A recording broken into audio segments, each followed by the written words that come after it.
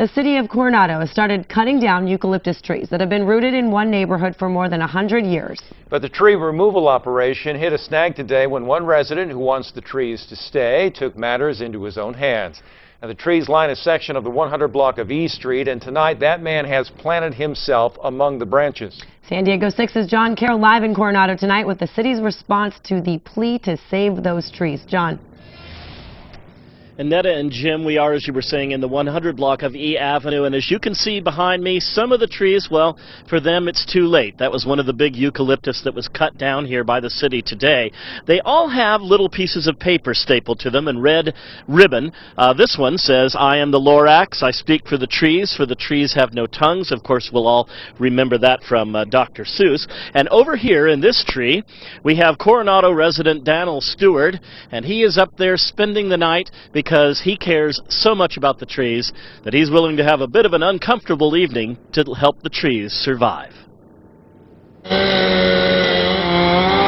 The sound of chainsaws and cherry pickers on Coronado's E Avenue don't seem to be cutting through Daniel Stewart's resolve. I think the city's reaction was a little too much reactive as opposed to let's have the dialogue and talk about what options we have for mitigation. Well, that's already come and gone. You know, that window was missed, all right? I'm trying to create another window. And he's doing it by sitting in this eucalyptus tree, about 15 feet above the ground, and he's refusing to come down.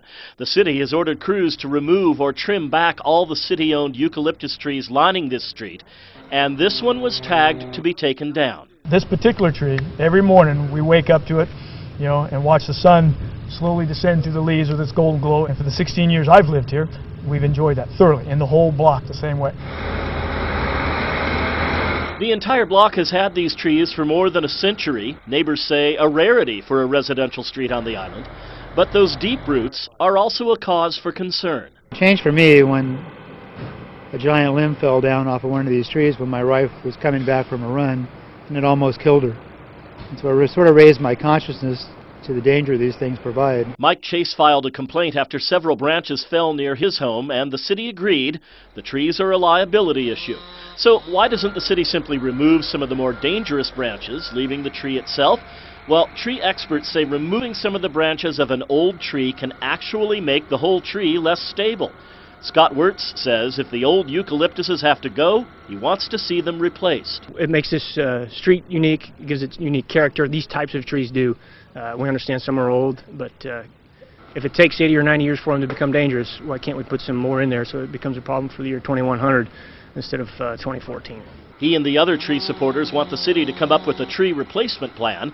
The city manager says it's a reasonable request, but it'll take about 2 weeks. Stewart says he'll stay up there as long as it takes to save the tree. Now, earlier this evening, the mayor of Coronado met with Daniel Stewart here in the tree, and they started discussions about a replacement plan for the neighborhood.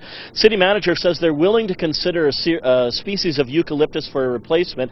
Problem is, apparently, they're sort of hard to find in nurseries. So let's go ahead and ask Daniel Stewart up in the tree tonight. So, Mr. Stewart, were you satisfied with your meeting with the mayor this afternoon?